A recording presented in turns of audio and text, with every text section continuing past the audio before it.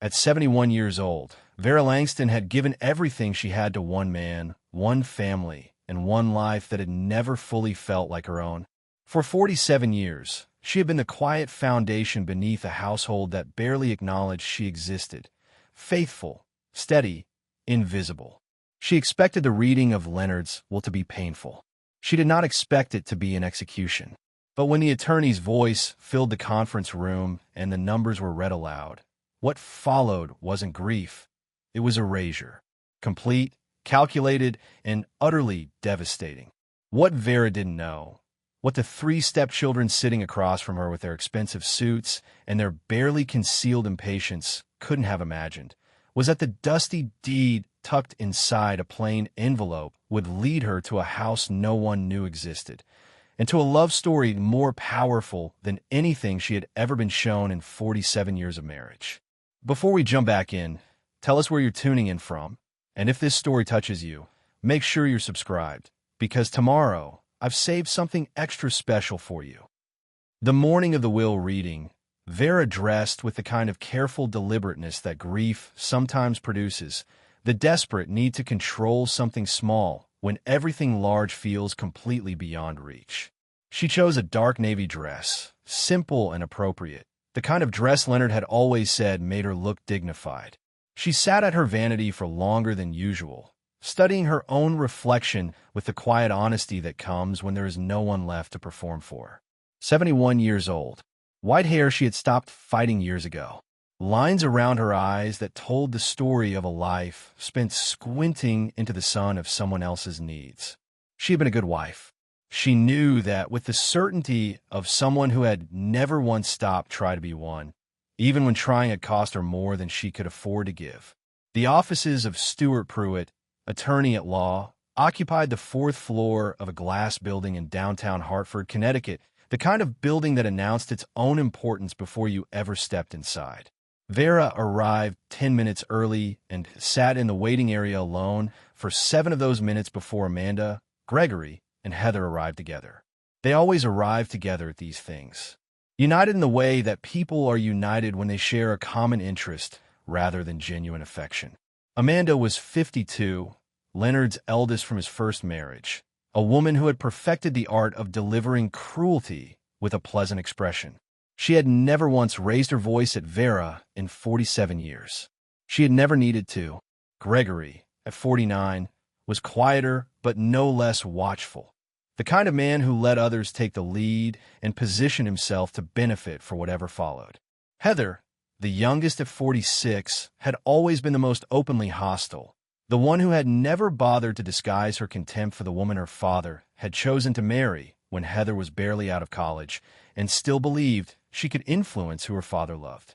They greeted Vera with the minimal politeness required by social convention and arranged themselves on one side of the long conference table, leaving her to sit alone on the other. 3 against 1. It had always, in every room and in every conversation for 47 years, been 3 against 1.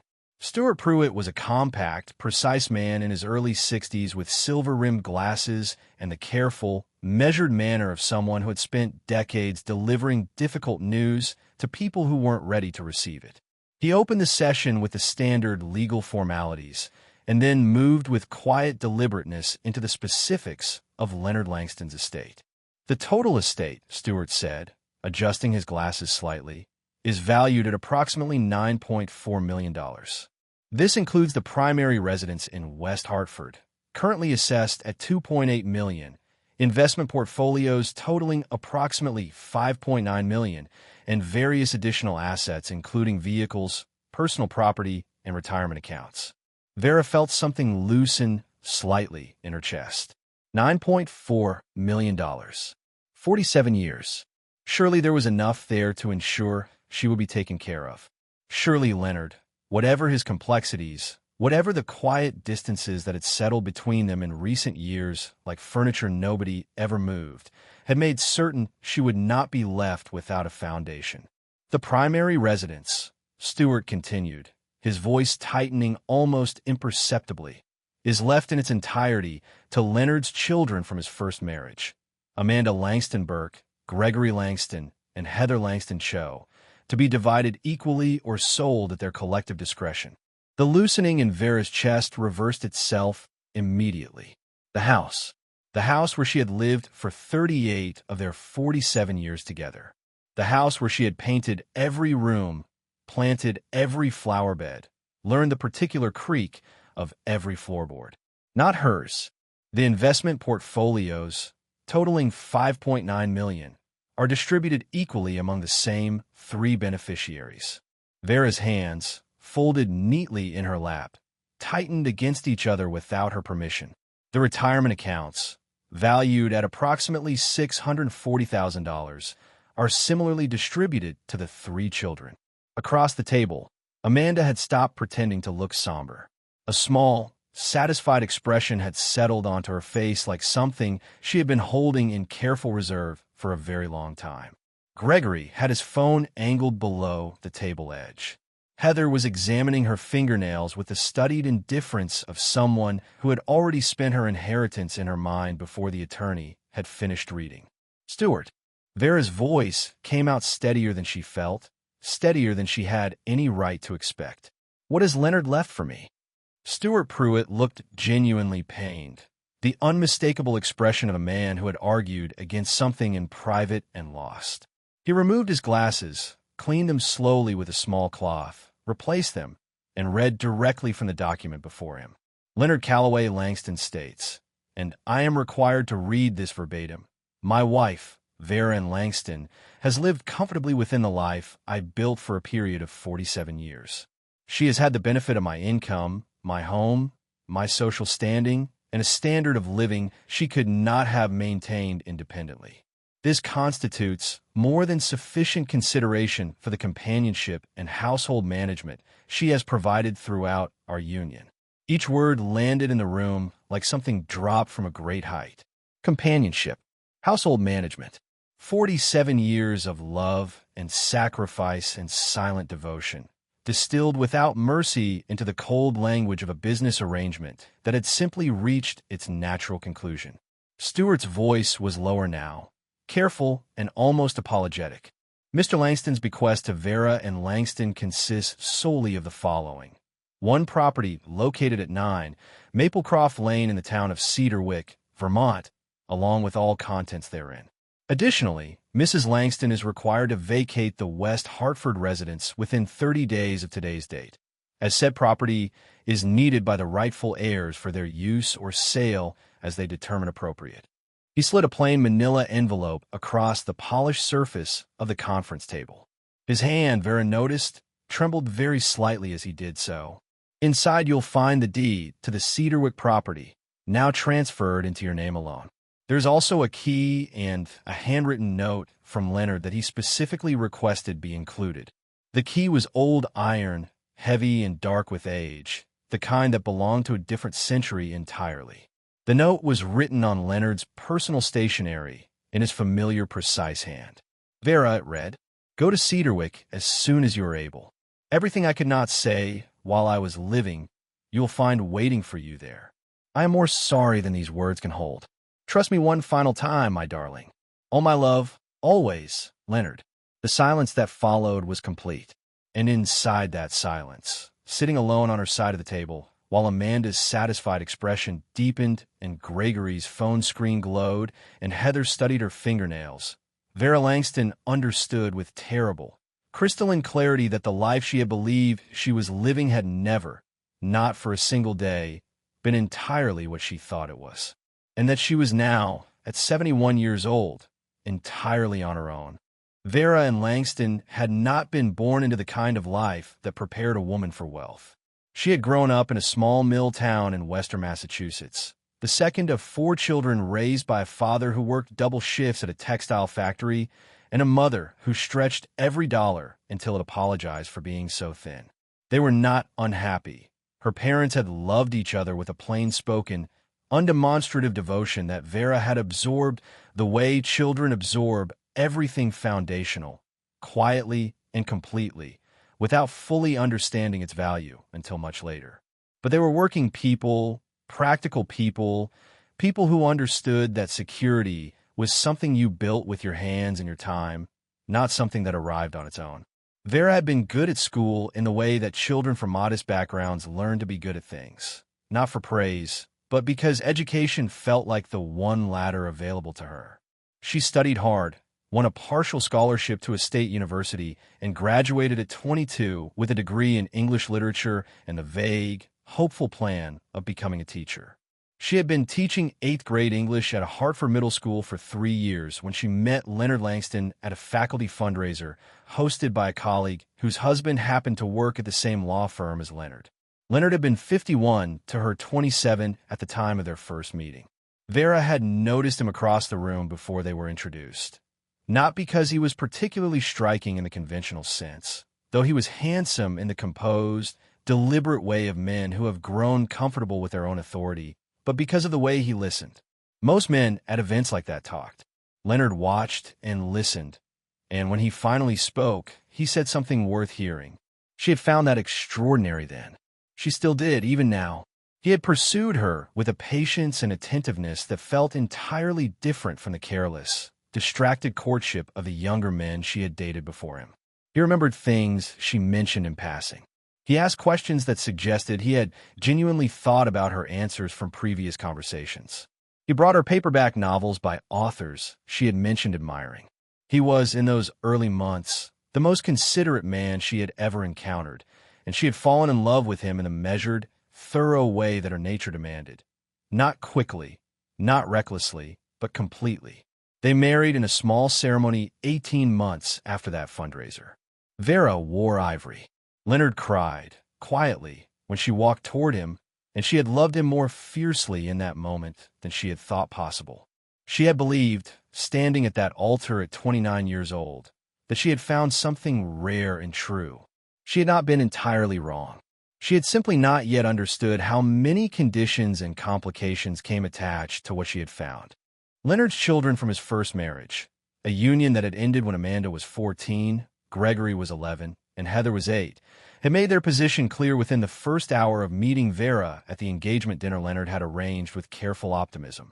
Amanda had been 27 herself by then, and she greeted Vera with a smile so precisely calibrated to convey warmth while communicating its opposite that Vera had felt the temperature of the room shift the moment their hands touched. Gregory had been politely distant in the way of someone conserving energy for future battles. And Heather, barely 24, had simply looked at Vera across the dinner table with a flat, assessing gaze of someone calculating a threat. "We're very happy for Dad," Amanda had said that evening, her voice smooth and entirely convincing to anyone who didn't know how to listen carefully. "We just want to make sure he's being taken care of properly." The implication had been unmistakable. Vera was not someone taking care of Leonard. Vera was someone taking advantage of him. The secretary who had somehow talked her way into the family. The schoolteacher from nowhere who had manufactured charm to compensate for what she lacked in background and resources. That was the story they had written about her before they had ever truly met her, and it was the story they had maintained with remarkable consistency for 47 years. Vera tried anyway. She had tried with the tireless, sometimes heartbreaking persistence of a woman who believed that genuine effort eventually produces genuine results. She had remembered every birthday without fail, often sending more thoughtful gifts than the stepchildren sent each other. She had hosted every holiday with care and graciousness, spending days preparing food that was received as simple expectation rather than generous labor. She had attended graduations, weddings, christenings, sitting at the edges of photographs she had helped arrange, smiling at the outer margins of a family that never quite opened its borders to include her. Leonard, for his part, had not been unkind. He had provided for her materially, without question. He had spoken to her with respect, listened when she talked, laughed at things she found genuinely funny. But there had always been a partition somewhere inside him, a room he kept locked and separately maintained, a part of himself that remained carefully beyond her reach. He traveled frequently for what he described as legal consultations. He kept finances separate and gently discouraged her curiosity about them. He maintained a locked study she had never once entered in 47 years of living in the same house. She had trusted him completely, and as she now understood, somewhat naively. That trust, she was only beginning to comprehend the full dimensions of, had been simultaneously the greatest mistake and the most important decision of her life. Leonard Langston died on a Wednesday evening in late October, in a leather armchair beside the fireplace in his locked study, a room Vera had never once entered in nearly 5 decades of marriage. She had brought him his evening tea at 7 o'clock, as she had done every night for years, a ritual so deeply embedded in the architecture of their daily life that she performed it without thinking, the way the body performs breathing. She had knocked. She had waited. She had knocked again. And when the silence on the other side of that door stretched beyond what silence normally contained, she had tried the handle and found it, for the first and only time in 47 years, unlocked. He had looked peaceful. That was the first thing she registered, and she held on to it in the days that followed, the way you hold onto the one solid thing available when everything else is shifting. His reading glasses were still on his face. The book in his lap had fallen closed. The fire had burned low, but was still producing a thin, orange warmth that made the room look gentle and unhurried, as though even the house had decided not to rush this particular moment. Vera had stood in the doorway for a long time before she moved. Then she had walked to him, pressed her hand against his cheek, and understood. She called the ambulance. Then she called Amanda, because Amanda was the eldest, and because that was the role Vera had always performed, the one who managed the logistics of difficult moments, so that the people who considered themselves the real family could focus on their feelings. Amanda arrived before the paramedics had finished. Gregory and Heather were there within the hour. The three of them moved through the house that night with the efficiency of people who had been mentally preparing for this moment for some time, making calls, confirming arrangements, taking quiet inventory of the rooms with the particular alertness of those who know an inheritance is imminent. Nobody asked Vera how she was doing. She told herself it was grief. People forgot things in grief. She had forgiven them for less generous oversights over the years. She could forgive this too. The funeral was enormous. Leonard Langston had spent 50 years as one of Hartford's most prominent corporate attorneys, and the turnout reflected the full weight of that career. Colleagues, former clients, judges, city officials, prominent families from across Connecticut who had retained his services at one point or another. The church held perhaps 400 people, and it was full. Vera sat in the second row. Amanda had explained, with a sympathy so practiced it had become indistinguishable from the genuine article, that the front row needed to accommodate Leonard's children and their families, and that it might be uncomfortable for everyone if seating arrangements suggested an equivalence that could confuse the grandchildren about family structure during such a difficult time. Vera had nodded. She had spent 47 years nodding at things she should have refused. One more felt almost familiar. The eulogies were long and genuinely felt, and almost entirely composed of versions of Leonard that Vera only partially recognized. His former partner spoke for 12 minutes about Leonard's legal brilliance, his integrity in the courtroom, his commitment to his clients. A judge he had known for 30 years spoke about his character with evident warmth and real admiration. A former law school colleague told a story about Leonard at 28 that made 400 people laugh at once, and Vera found herself laughing too, because even grief has its permissions. Not one person, across 7 eulogies and nearly 90 minutes of remembrance, mentioned Vera. Not one person spoke about Leonard the husband. Not one person acknowledged the woman who had organized his home, supported his career, managed his social life, and sat beside him through 47 years of ordinary and extraordinary days. She was in that church, the most invisible she had ever been, and she had spent considerable practice becoming invisible. At the reception afterward, held at Amanda's large colonial home in Glastonbury, Vera overheard Heather speaking to a cluster of women near the kitchen doorway. She wasn't trying to listen. She simply hadn't yet learned to stop being in rooms where she wasn't wanted. The hardest part, Heather was saying, her voice carrying the particular tremor of someone performing grief for an audience, is knowing that Daddy's real legacy, everything he built, everything he worked for, will stay in the family where it belongs. A pause, weighted and deliberate, where it was always meant to stay. The women around her nodded with solemn understanding. Not one of them glanced toward Vera. Not one of them needed to. The message, as it had always been, was perfectly clear without requiring her direct acknowledgement. Vera set down her untouched plate of food, walked quietly to the coat rack near the front door, retrieved her jacket, and drove home alone through the October dark, the bare trees lining the road looking stripped and exposed and entirely, heartbreakingly familiar. The 30 days that followed Leonard's funeral were, in their own particular way, more devastating than the will reading itself. At least the will reading had been honest. What Amanda, Gregory, and Heather delivered over those 30 days was cruelty wrapped so carefully in the language of practicality and reasonable transition that Vera sometimes found herself questioning whether she was being wronged at all, or whether she had simply become too fragile to handle the ordinary mechanics of estate settlement. That confusion, she would later understand, had been entirely intentional.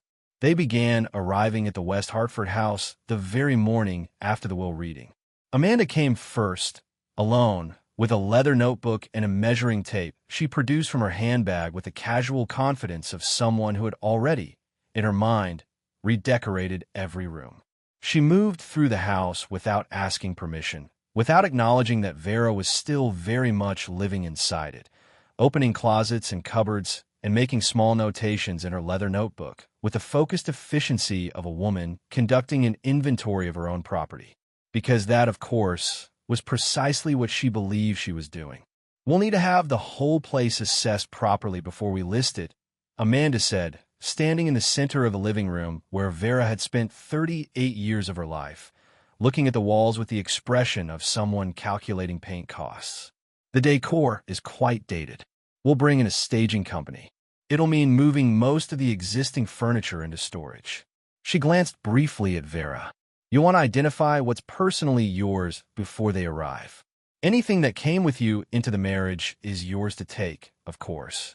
Everything else stays." Vera had stood very still and said nothing.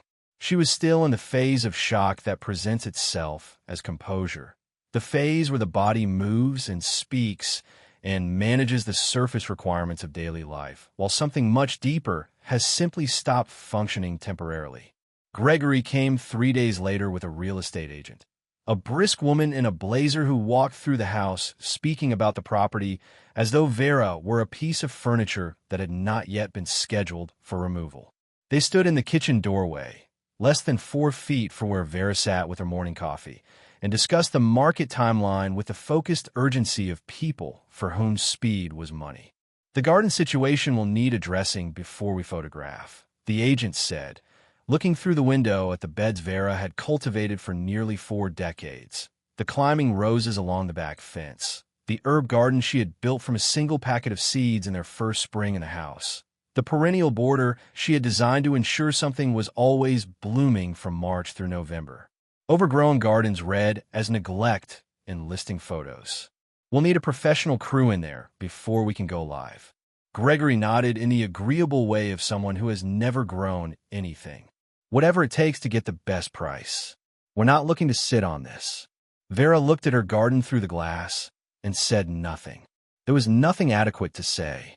Heather arrived on day 9 with her husband and a camera, walking through every room photographing items she wanted to claim from the estate before the formal division process began.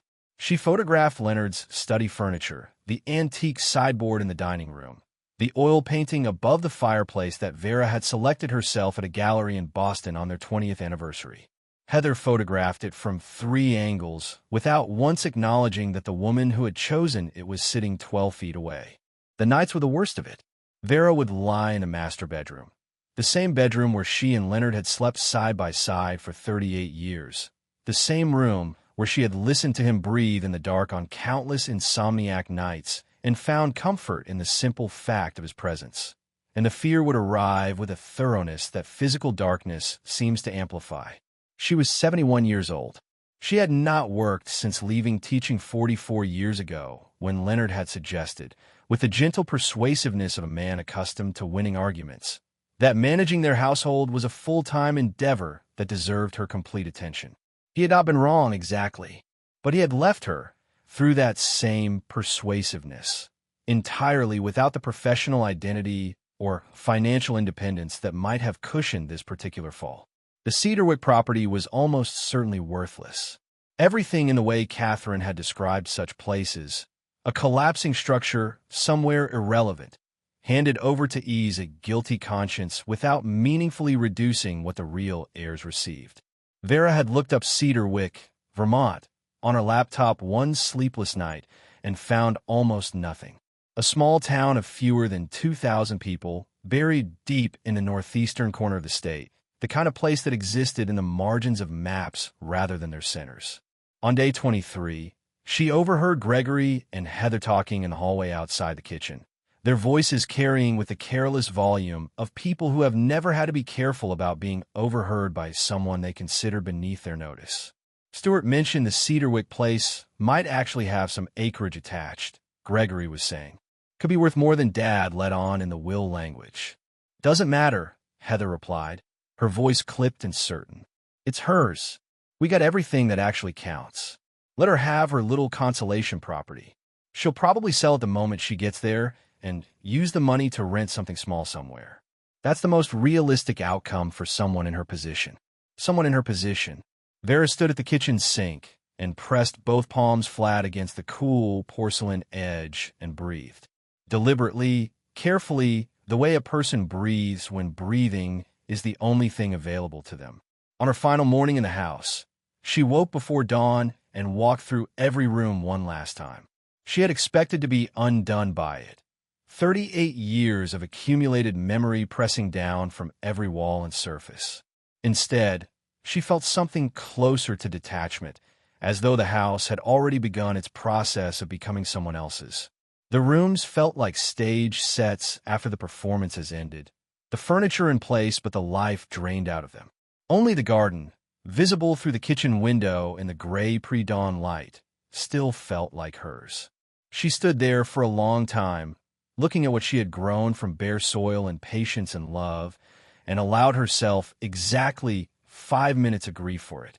Then she picked up her 2 suitcases, her 3 boxes of personal belongings, and the manila envelope containing a deed to a property she had never seen in a town she had never visited, and she walked out of the only home she had known for nearly 4 decades without looking back. Gregory arrived at 9 o'clock sharp to collect the keys.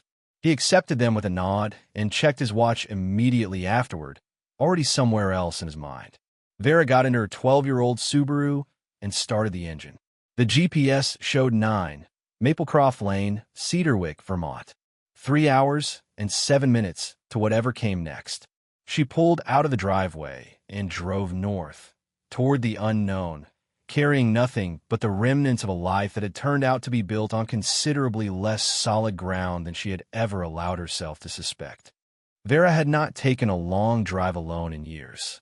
Leonard had always driven on trips of any distance, a preference she had accommodated so consistently that it had quietly become a rule, one of those small domestic arrangements that began as courtesy and solidify over decades into something resembling law.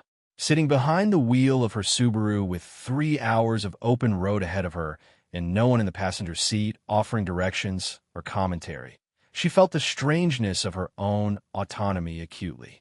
It was unsettling, and beneath the unsettling, something else she couldn't quite name yet, something that felt cautiously like space. The drive north through Connecticut and into Vermont was beautiful in the particular way of late autumn in New England. The trees largely bare now, their stripped branches making intricate black patterns against a sky the color of pewter.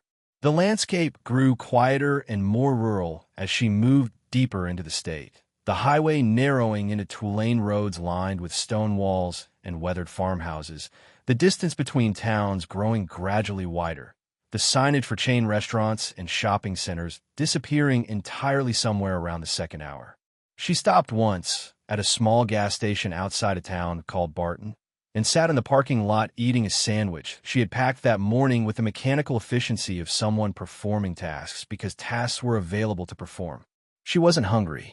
She ate anyway, because it was noon and because at 71 years old, Vera Langston understood that the body requires maintenance regardless of what the mind is currently experiencing.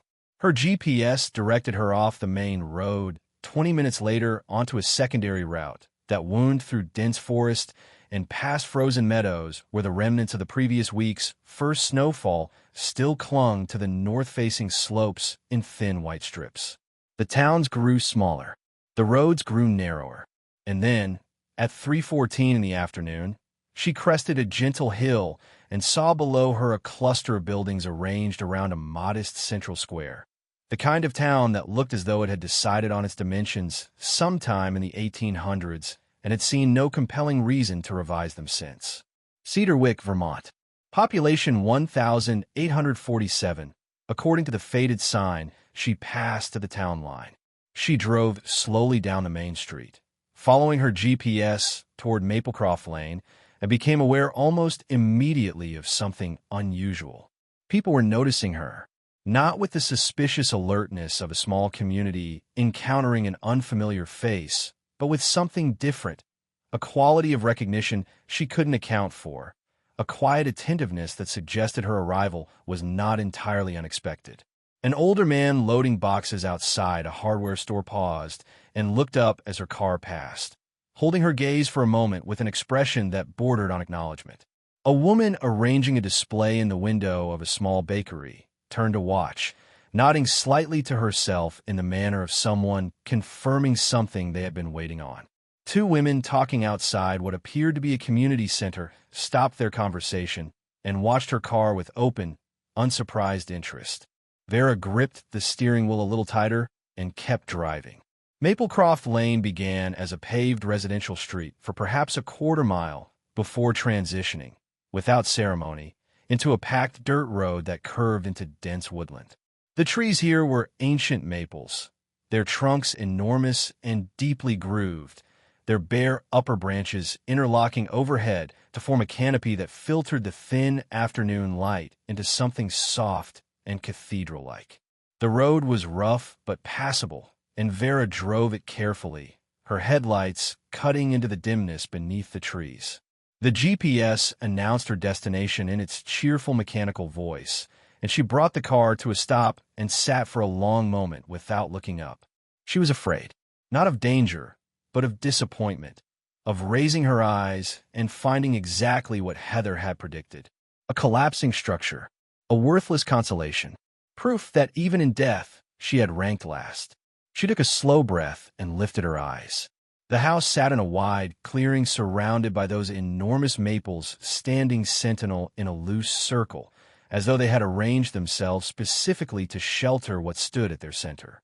It was built from dark fieldstone, 2 stories, with a steeply pitched roof that appeared completely sound. Leaded glass windows caught the last of the afternoon light and scattered it in fragments across the stone walls. A covered front porch with carved wooden supports ran the full width of the facade. Ivy covered portions of the stonework in patterns that looked deliberate rather than neglected, elegant rather than abandoned. The grounds were overgrown but architecturally intentional. She could see immediately the bones of formal gardens beneath the wildness, stone pathways half reclaimed by grass, rose canes gone unpruned but still structurally sound, what appeared to be a kitchen garden returning to wilderness with considerable dignity. It was not a ruin. It was not a consolation. It was hauntingly, unexpectedly, breathtakingly beautiful. And standing at the edge of the porch, watching Vera's car with calm certainty, was a woman who looked to be in her mid-70s, holding a covered basket and waiting as though she had known exactly when to expect her. The woman on the porch had silver hair, cut short and practical, kind eyes behind wire-rimmed glasses, and the unhurried manner of someone who had long ago made peace with the pace of her own life. She descended the porch steps as Vera climbed out of her car, extending her hand with a warmth that felt entirely unperformed. "You're Vera," she said. Not a question, a confirmation, delivered with the quiet certainty of someone crossing off the final item on a long-held list. "Yes," Vera managed. "How did you know?" "Leonard told us you'd come eventually." The woman smiled at Vera's expression. "I'm Harriet Oakes. I run the bakery on Main Street. Leonard and I were friends for a long time. He told us to watch for a woman named Vera driving an older Subaru." She held out the basket. "Bread, eggs, butter, coffee, soup. Figured you'd need something warm after the drive." Vera took the basket automatically, her mind struggling to arrange itself around what she was hearing. Leonard told you about this place? He never once mentioned it to me in 47 years. Harriet's expression shifted into something gentle and carefully considered. He came here every month, sometimes more. He maintained the house himself when he could, hired locally when he couldn't. He talked about you constantly, Vera. Every single visit. She gestured toward the front door. Come inside. There's a lot to understand, and it'll make more sense once you've seen it. The iron key from the manila envelope turned in the lock with surprising smoothness for something so aged.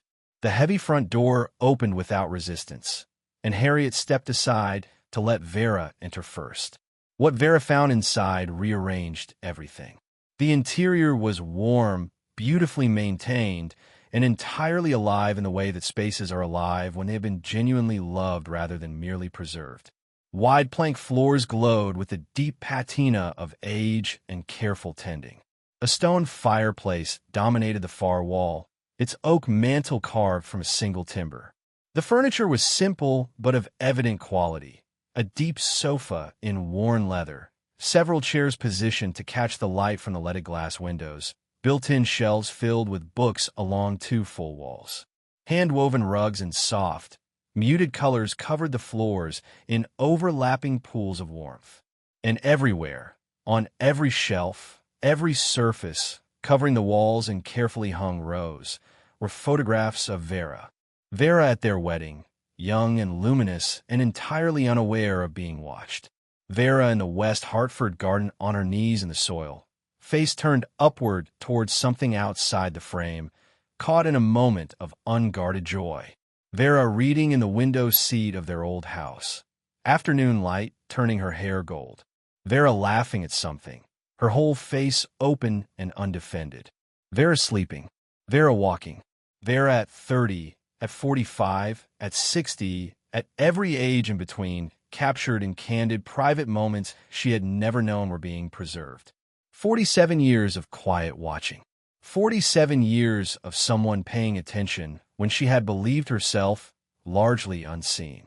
He loved you more than he knew how to show in the life he was living, Harriet said softly from behind her. This was where he came to remember that. Vera stood in the center of the room and wept for the first time since Leonard had died.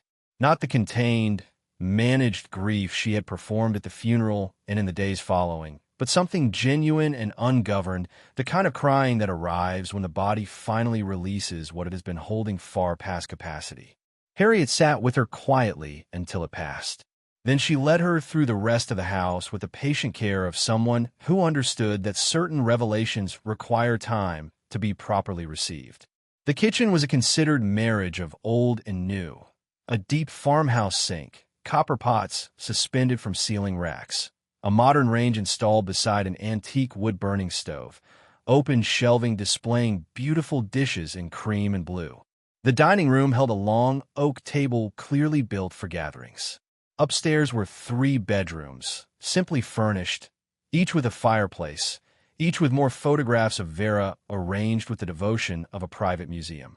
Beneath the main staircase was a door Vera hadn't noticed initially.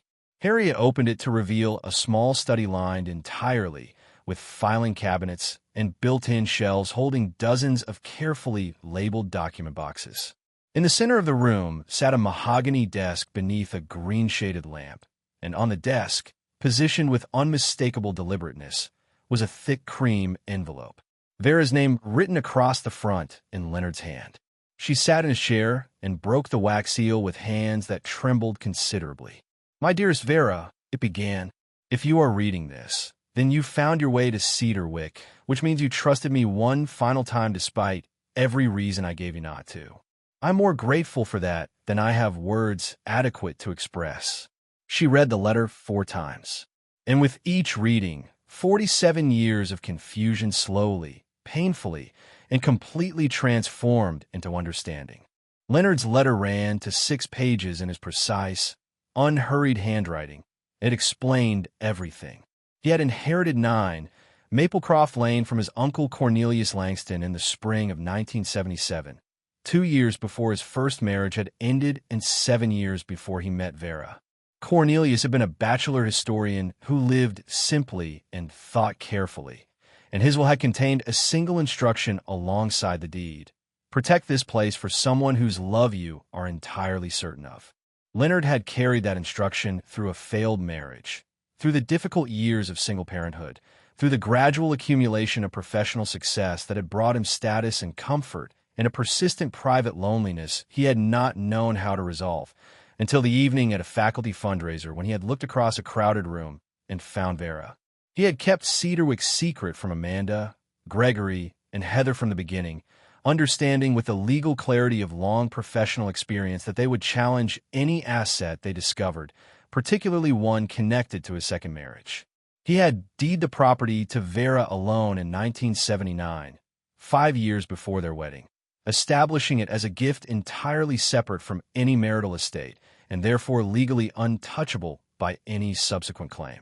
He had maintained it carefully for decades, coming monthly, tending the house and grounds, adding photographs with each visit, building the sanctuary incrementally with the patience of a man who understood that the most important things require the longest preparation. The trust fund covering all property expenses had been established through a separate private account, fully funded and structured to run for 60 years. The deed was unambiguous and unassailable. The property was hers completely, in every legal sense available. But it was the final page that undid her entirely.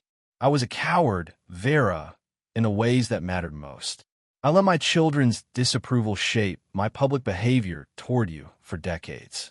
I allowed you to sit in the second row at my own funeral rather than standing beside my children where you belonged. I chose the path of least resistance when I should have chosen you, consistently and without apology, for 47 years.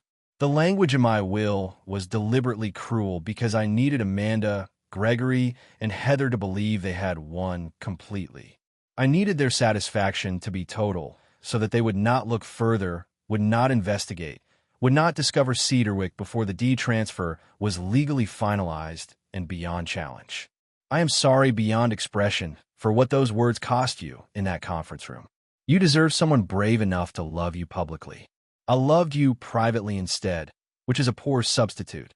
This house is my attempt to give you, in death, the security and freedom I was too weak to insist you have in life.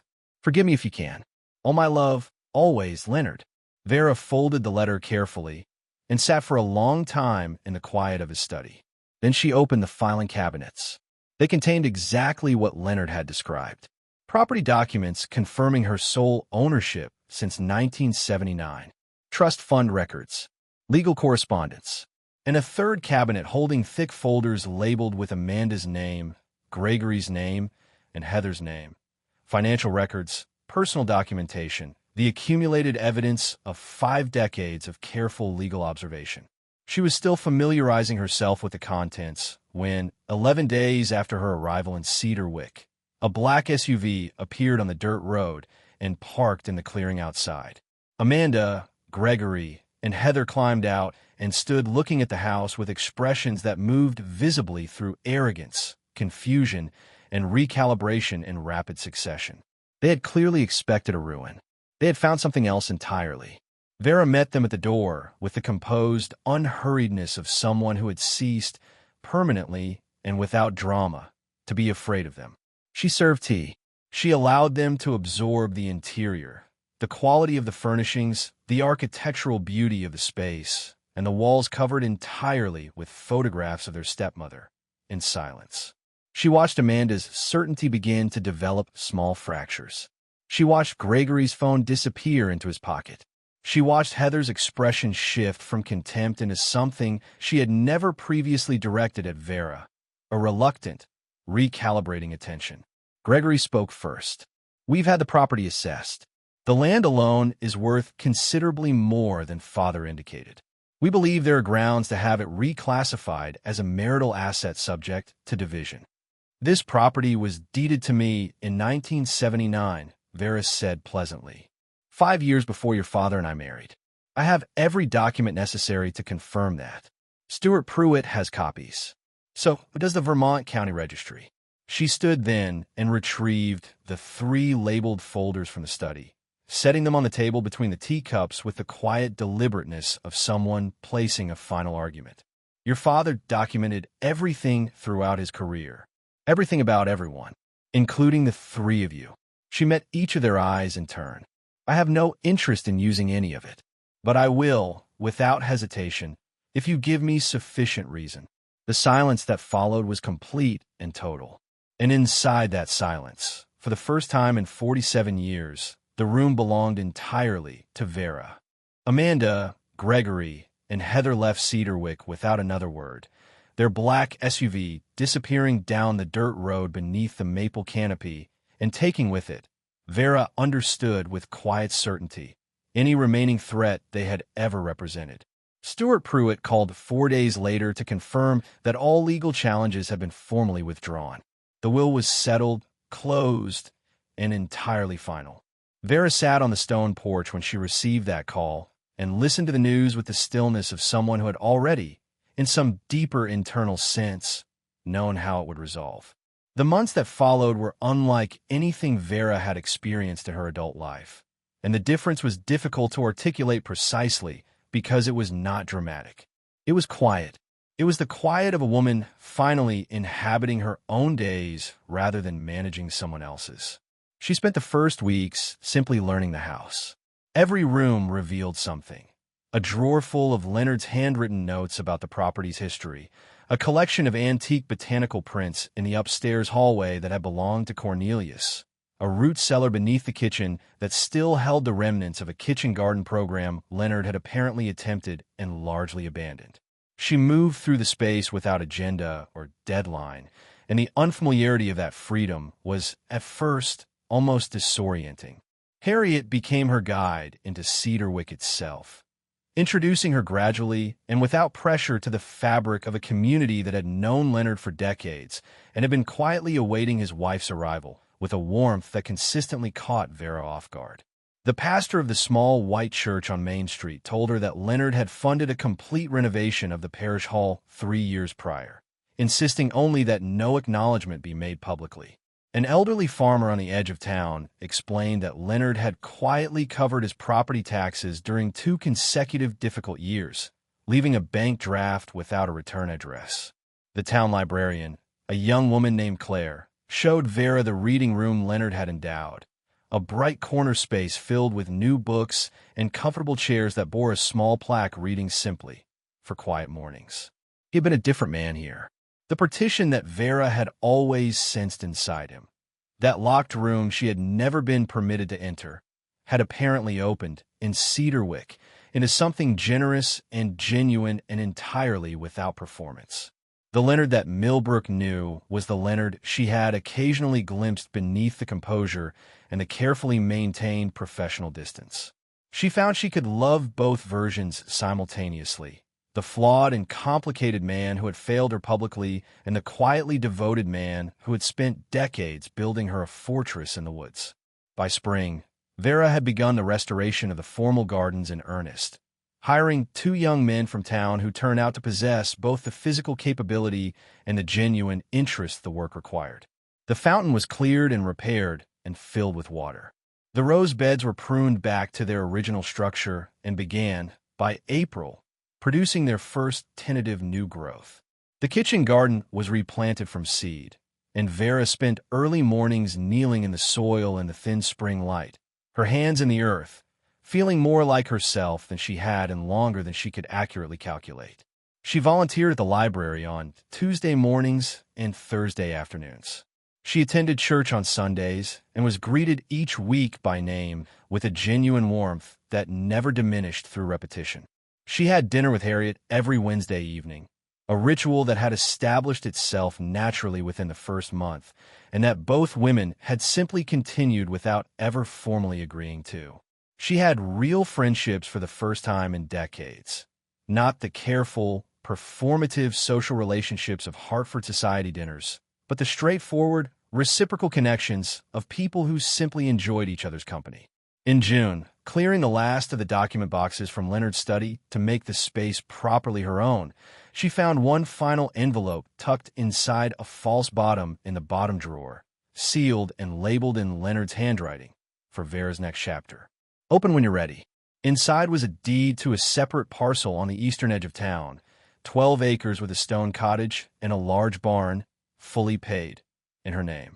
Alongside, it was documentation of a $400,000 trust established specifically, as the accompanying note read, for whatever Vera Langston decides to build next. The note said simply, "You spent 47 years making a home for everyone else. Now make something for yourself. I believe in what you'll create." Vera sat in Leonard's chair as the June light came through the leaded windows and fell in warm fragments across the floor, and she knew immediately and completely what she would build. A retreat for women who had spent their lives disappearing into other people's needs and required a place to remember who they had been before. She would call it Maplecroft House. She was 71 years old. She was just beginning. And outside her window, the gardens she had brought back from wilderness were blooming in the quiet Vermont morning, patient and resilient and entirely, magnificently alive. Up next, you've got two more standout stories right on your screen. If this one hit the mark, you won't want to pass these up. Just click and check them out. And don't forget to subscribe and turn on the notification bell so you don't miss any upload from us.